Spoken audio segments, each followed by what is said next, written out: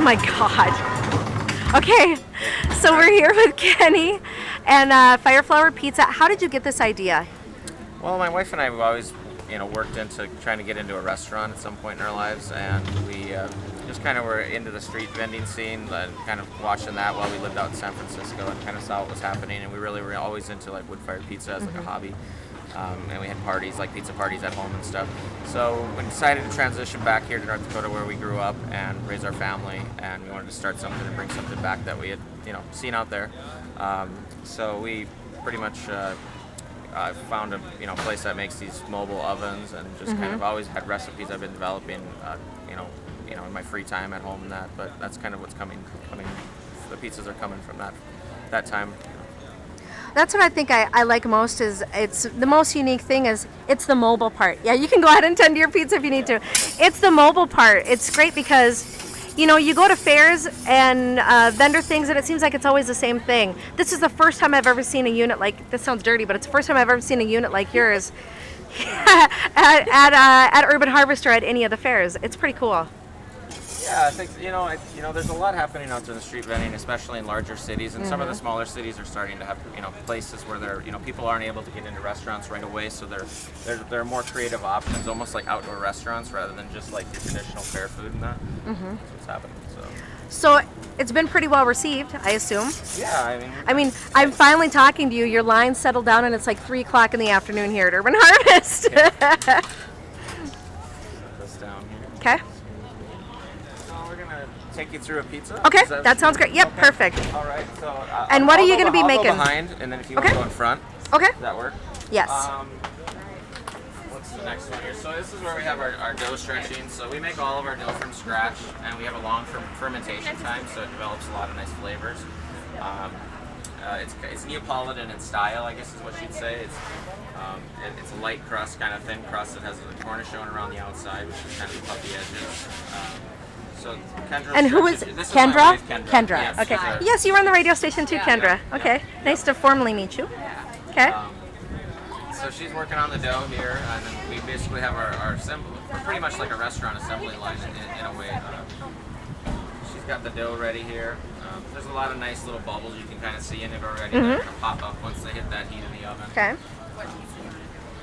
What's the next one? Yeah. What are we gonna do? What are you showing? Why don't you show them the Iowa? Okay, so this is the Iowa. Is this one of your most popular ones? We've been featuring it.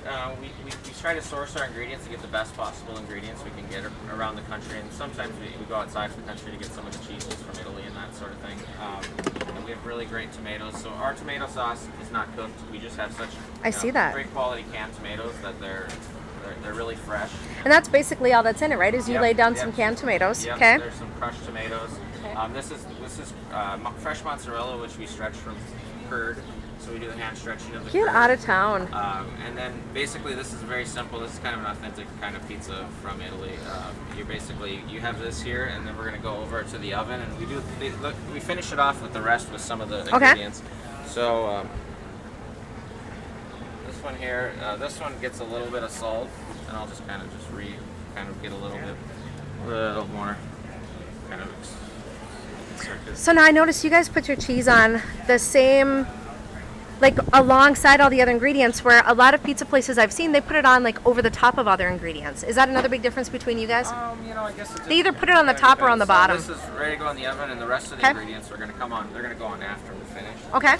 So we're going into the oven here.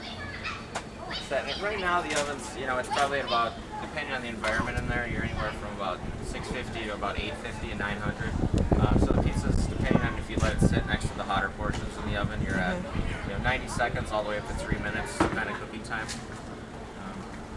So as it hits that, there's basically 3 different cooking environments there. There's the floor of the oven, which has the direct heat that goes into the crust. And there's the flame, which rolls over the dome of the oven, which cooks the top of the pizza.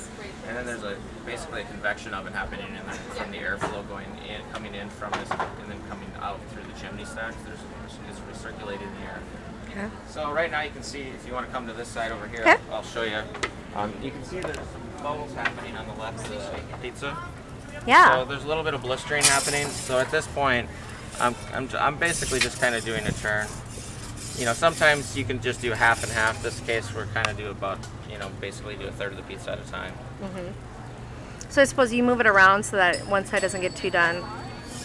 Yeah. Burn. Yeah, basically depending on how hot your floor is, that kind of dictates something, and then also how hot the flame is coming off the logs. Is it hard to control the temp in something like this? Because basically you're just working with wood and fire, yeah, almost like a campfire, yeah, but in an so oven. it just, you're not able to crank it up real quick. So there's a period of time to get it, if you want to raise the temperature and add a log, but it's not going to come up right away. Do you guys need any wood? Where do you get your wood from? Because I could just cut down like 30 trees. If you need any wood, you let me know. Get it out of Minnesota. Okay. But this is red oak, the wood that we're using right now.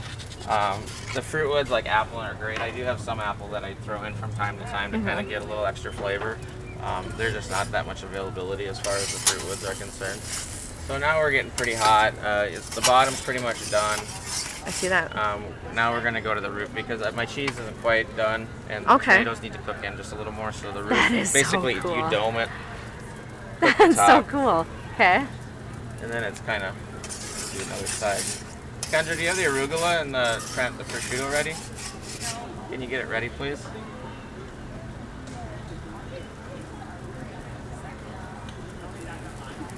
And I suppose this one, if you put the arugula on it, it would wilt and get all We sort do of the punchy like spinach. the traditional margarita pizza. We'll do that. And we'll put the basil on beforehand. But in this case, we're actually basically putting like the meat and the arugula on after it's finished. So we got those ones ready there. Kendra will bring that over when it's ready. We'll just kind of let that sit there and stay warm while we cook some of the others here. So how many pizzas do you think you've cranked out today already? Do you have any idea? If I was to guess, I'd probably say 150, 200, something like that. Wow. Yeah. That's quite a bit because we're coming here and it's just shortly after lunch break.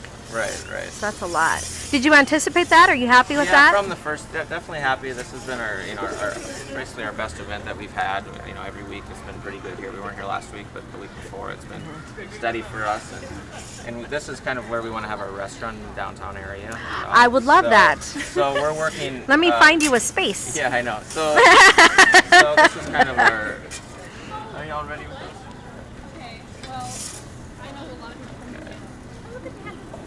Yeah, so.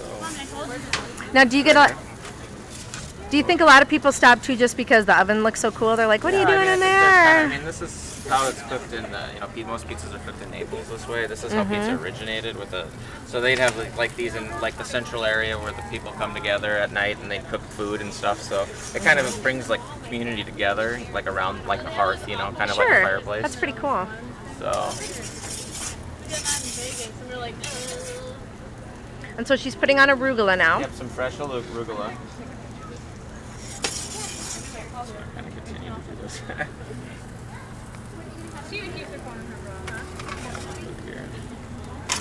That's awesome.